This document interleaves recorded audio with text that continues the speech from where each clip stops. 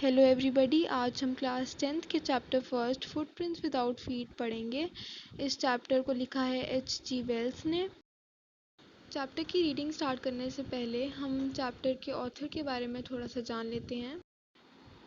H.G. Wells was a famous English writer and novelist. He was also known as father of science fiction. उन्होंने ज़्यादातर books fiction पर ही लिखी हैं। Fiction का मतलब होता है अनरियलिस्टिक, जो कि बिल्कुल रियल नहीं होता और सिर्फ इमेजिनेशन पर बेस्ड होता है। अब आपको थोड़ी बहुत इन्फॉर्मेशन मिल गई होगी चैप्टर के ऑथर के बारे में। Now let's start the chapter. The two boys started in surprise at the fresh muddy imprints of a pair of bare feet. What was barefooted man doing on the step of a house in the middle of London, and where was the man? As they gazed, a remarkable sight met their eye. A fresh footmark appeared from nowhere. तो यहाँ बात की जा रही है London के mid की, और वहाँ दो लड़के हैरान हो जाते हैं कि कीचड़ में उनको किसी के पाँव के निशान दिखते हैं।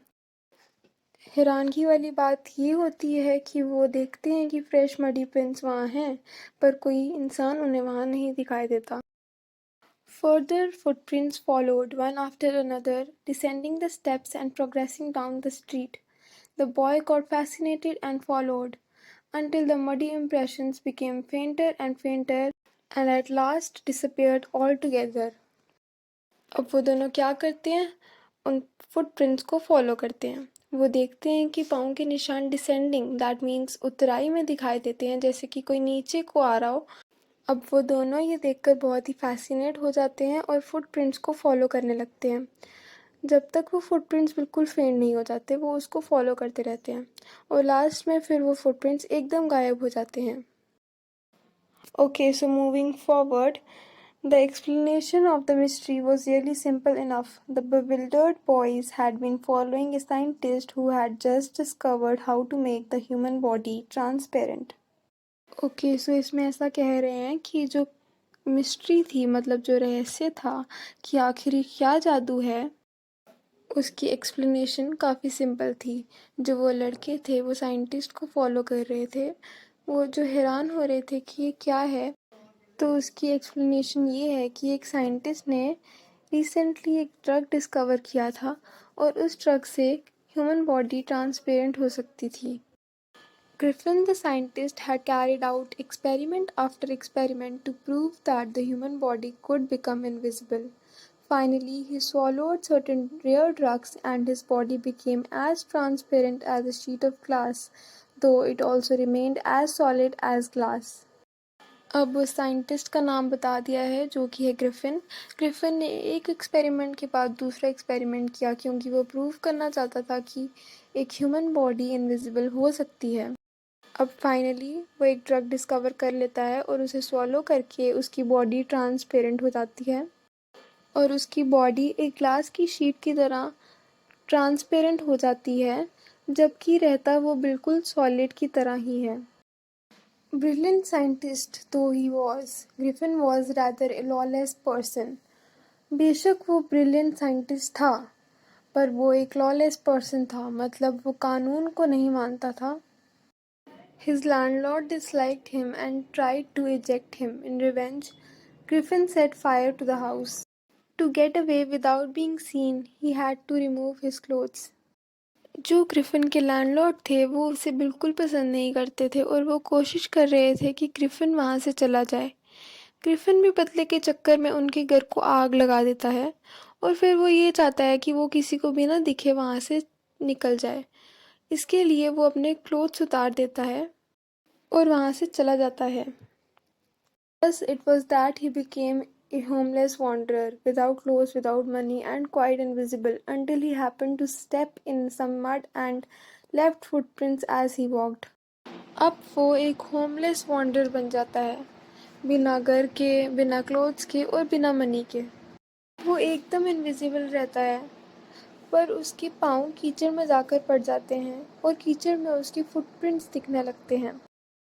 He escaped easily enough from the boys who followed his footprints in London, but his adventures were by no means over.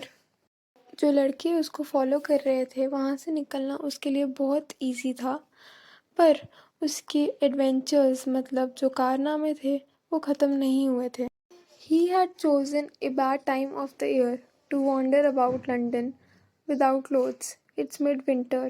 जब वो लैंडलॉर्ड के घर से भागा था वो टाइम उसने सही नहीं चुना था क्योंकि उस टाइम विंटर्स का सीज़न था। मिड विंटर्स का टाइम चल रहा था। The air was bitterly cold and he could not do without clothes. Instead of walking out the streets, he decided to slip into a big London store for warmth. बहुत ठंडी हवाएं चल रही थी और वो बिना क्लोथ्स के था, तो गलियों में चलने के बजाय उसने डिसाइड किया कि वो एक बड़े से लंदन के स्टोर में थोड़ी गर्मी के लिए चला जाए। Closing time arrived, and as soon as the doors were shut, Griffin was able to give himself the pleasure of clothing and feeding himself without regards to expense. जब शॉप्स की क्लोजिंग का टाइम आता है और door बंद हो जाते हैं, वैसे ही ग्रिफिन योग्य होता है कि वो खुद को कपड़ों का प्लेजर दे सके और खुद को फीड कर सके बिना किसी एक्सपेंस के। He broke open boxes and wrappers and fitted himself out with warm clothes. अब वो क्या करता है, वो बॉक्सेस को तोड़ता है, बॉक्सेस के रैपर्स उतारता है और खुद को कवर करता है कुछ गर्म कपड़ों के साथ। Soon, with shoes, an overcoat and a wide-brimmed hat, he became a fully dressed and visible person. जल्द ही उसको शूज़ मिल जाते हैं पहनने के लिए, एक लॉन्ग ओवरकोट पहनता है, एक ब्रिम्ड हैट पहनता है, ब्रिम्ड मतलब होता है जालीदार। अब ये सब पहनकर वो एक बिल्कुल फुली ड्रेस्ड हो जाता है और एक विजिबल पर्सन बन जाता है, मतलब अब वो दिखने लगता है। In the kitchen of the restaurant, he found cold meat and coffee, and we followed up the meal with sweets and wine taken from the grocery store. Finally, he settled down to sleep on a pile of quilts. Restaurant के kitchen में उसको cold meet और coffee मिलती है। ये खाने के बाद वो स्वीट्स और वाइन ग्रोसरी स्टोर से लेता है और फाइनली वो रजाइयों के ढेर पर सो जाता है। If only Griffin had managed to wake up in good time, all might have been well. As it was, he did not wake up until the assistants already arrived next morning. अगर Griffin सुबह जल्दी time पर उठ जाता तो सब कुछ सही रहता, पर वो सुबह जल्दी नहीं उठ पाया और जो असिस्टेंट थे स्टोर के वो सुबह जल्दी वहाँ पहुँच गए थे। When he saw a couple of them approaching, he panicked and began to run. They naturally began to chase him. जब ग्रिफिन उनको आते हुए देखता है तो वो पैनिक हो जाता है और वो भागने लगता है। अब ये तो नेचुरल है कि अब वो भागेगा तो वो असिस्टेंट उसका पीछा करेंगी। In the end, he was able to escape only by quickly taking off his newly found clothes. So once more he found himself invisible but naked in the chill January air. And में वो वहाँ से निकल तो जाता है पर उसको जो नए कपड़े मिले थे वो उसको उतारने पड़ते हैं और फिर से उसको जनवरी की ठंड में बिना कपड़ों के रहना पड़ता है। This time he decided to try the stock of a theatrical company in the hope of finding not only clothes but also something that would hide the empty space above his shoulders. अब वो decide करता है कि वो theatrical company में जाए और इस बार सिर्फ कपड़े नहीं बल्कि वो चाहता था कि जो शोल्डर के ऊपर का एरिया उसका खाली था उसके लिए भी कुछ उसको मिले। Shivering with cold, he hurried to Drury Lane, the center of the theatre world. वो ठंड से कांप रहा होता है और कांपते हुए वो ड्ररी लेन में जाता है जो कि थिएटर वर्ल्ड के सेंटर में है। He soon found a suitable shop. He made his way invisible upstairs and came out a little later wearing bandages round his forehead, dark glasses, false nose, big bushy side whiskers and large। अब क्या होता है कि उसको जो चीज़ें चाहिए थी उसके लिए एक सूटेबल शॉप मिल जाती है। अब वो इनविजिबल होकर ही उस शॉप के अपस्टेयर्स जाता है और वहाँ से जब कपड़े पहन कर आता है तो वो एक विजिबल मैन की तरह आता है। उसकी अपीयरेंस कुछ ऐसी होती है कि उसने बैंडेजेस अपने फोरहेड के अराउंड लपेटी हुई हैं, डार्क सा चश्मा पहना हुआ है और एक नकली सी नाक है, नकली दाढ़ी लगाई हुई है, एक बड़ी सी हैट पहनी हुई है। ये सब पहनकर थोड़ी देर बाद वो नीचे आता है। To escape without being seen, he callously attacked the shopkeeper from behind, after which he robbed him of all the money he could find. अब वो चाहता है कि वो वहाँ से किसी को बिना दिखे भाग जाए। तो वो शॉपकीपर को पीछे से अटैक करता है और वहाँ पे जितना भी पैसा होता है उसे चोरी करके भाग जाता है। ओके, सो आज हम इतना ही रखेंगे।